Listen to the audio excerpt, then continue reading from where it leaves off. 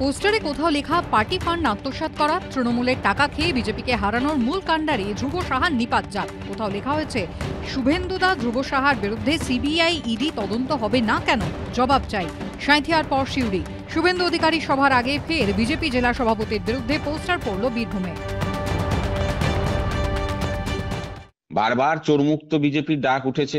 একই ব্যক্তিকে নিয়ে যখন বারবার এই দুর্নীতি এবং তার এগেনস্টে বহু তথ্য প্রমাণ বেরিয়ে আসছে, তাহলে তো এটা মাথায় কাজ করে না যে রাজ্য নেতৃত্ব কি জেগে ঘুমাচ্ছে, নাকি রাজ্য নেতৃত্বের সঙ্গে এই দুর্নীতিগ্রস্ত ব্যক্তির কোনো লেনদেনের ব্যাপার আছে।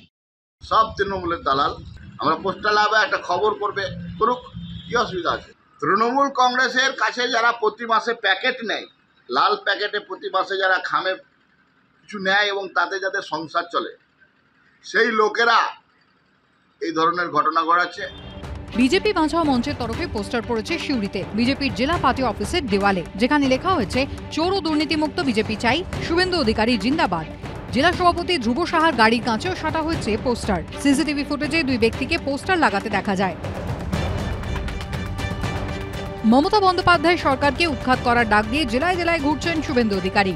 রবিবার যে ধরনের পোস্টার দেখা গিয়েছিল সাঁইথিয়ায়, সোমবার সেখানে শুভেন্দু অধিকারী সভার মাত্র কয়েক ঘন্টা আগে 15 কিলোমিটার দূরে সিউড়িতে পড়ল পোস্টার। তাৎপর্যপূর্ণ বিষয় হলো, গত 14 ডিসেম্বর এই মর্মেই সোশ্যাল মিডিয়ায় একটি পোস্ট করেছিলেন বিজেপির কেন্দ্রীয় সম্পাদক অনুপম হাজরা। তিনিও চোরমুক্ত বিজেপির দাবি জানিয়েছিলেন। সোমবার এই পোস্টার প্রকাশ্যে আসতেই দুর্নীতিতে অভিযুক্ত জেলা সভাপতিকে অপসারণের দাবি জানিয়ে ফের বিতর্ক উস্কে দিয়েছেন বিজেপির কেন্দ্রীয় সম্পাদক অনুপম হাজরা।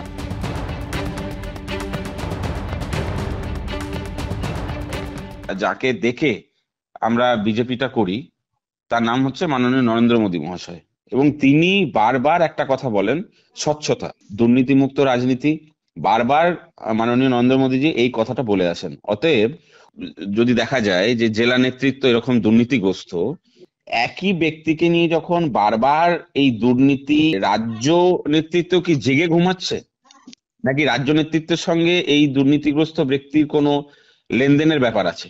এই ব্যক্তি যে পার্টিকে বিক্রি করে টাকা ইনকাম করছে, এই অভিযোগ তো আজ উঠছে না, গত 2-3 বছর ধরে উঠছে। তাহলে সংগঠন, রাজ্যে যিনি সংগঠন সামলাচ্ছেন তার সঙ্গে এই ব্যক্তির ঘনিষ্ঠতার কথা কারোর অজানা নয়।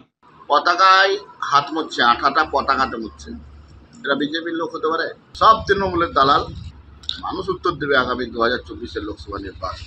কে এসেছিল, কারা এসেছিল, সব সিসিটিভি ফুটেজ আমি আপনাদেরকেও দিয়ে দিতে পারি। তৃণমূল কংগ্রেসের কাছে যারা প্রতি মাসে প্যাকেট নেয়, তাতে যাদের সংসার চলে, সেই লোকেরা এই ধরনের ঘটনা ঘটাচ্ছে। লালমাটির জেলায় পদ্ম শিবিরের কোন দল বারবার প্রকাশ্যে আসায় কটাক্ষ করতে কাল বিলম্ব করেনি তৃণমূল। অবক্ষয় শুরু হয়ে গেছে, প্রত্যেকটা জায়গায় 2-3টে করে গোষ্ঠী হয়ে গেছে। সবেতেই কিন্তু এর পেছনে তৃণমূলের চক্রান্ত দিচ্ছে। এ ব্যাপারে কোথাও তৃণমূলের কোনো রকম ইন্ধন নেই। এখানে তৃণমূলের সঙ্গে বিজেপির ফারাকটা এতই বেশি যে আঁতাত করে তাদেরকে জায়গা ছেড়ে দেবার কোনো অর্থ হয় না বা কোনো মানেই হয় না। এই পোস্টার রাজনীতি চলতেই থাকে, যে যার বিরুদ্ধে পাচ্ছে পোস্টার মেরে দিচ্ছে, এটার কোনো গুরুত্ব নেই। পোস্টার কাণ্ডে সোমবার বিজেপির তরফে সিউড়ি থানায় অভিযোগ দায়ের করা হয়েছে। ভাস্কর মুখোপাধ্যায় ও বিশ্বজিৎ দাসের রিপোর্ট, এবিপি আনন্দ, বীরভূম।